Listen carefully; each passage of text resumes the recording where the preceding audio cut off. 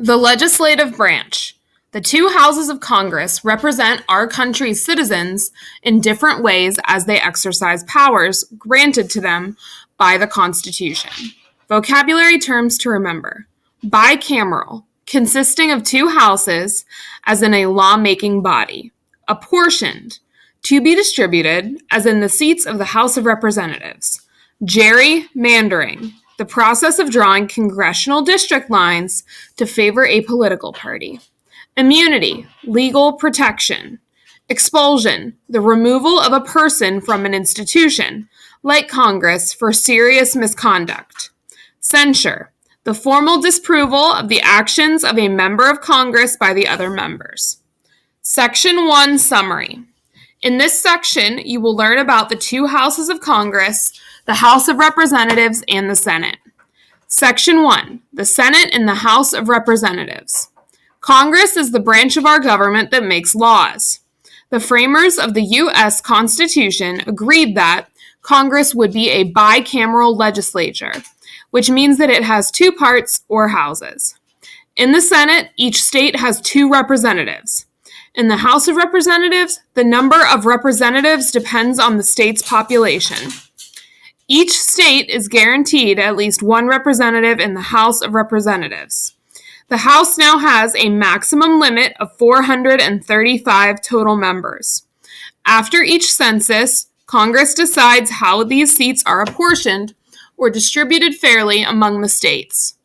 Each state must also decide how to divide its own population into districts, each of which elects a representative to sit in its House of Congress.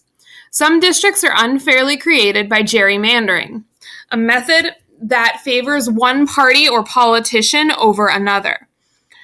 Elections for every member of the House take place in November of even-numbered years. Representatives serve for 2-year terms and often seek re-election. If a representative leaves office before his or her term is over, the governor of that state calls a special election to choose a replacement. The Senate always has 100 members, 2 from each state. Senators serve for 6-year terms. These terms are staggered so that 1/3 of the Senate seats are elected every even-numbered year. If a senator leaves office before his or her term is over, that state's governor can appoint a replacement. Like representatives, many senators also run for re-election. The Supreme Court has decided that term limits are unconstitutional. The government cannot set a maximum number of times a person can be re-elected to the Congress. Members in both houses of Congress must be legal residents of the state they represent. A representative needs to be 25 years old, and a senator needs to be 30. A representative must also have been a U.S. citizen for at least 7 years. A senator must have been a citizen for at least 9 years. All members of Congress receive a salary and benefits for their work. They also have immunity or legal protection while they work in the Capitol, so that they can't be prevented from doing their duties.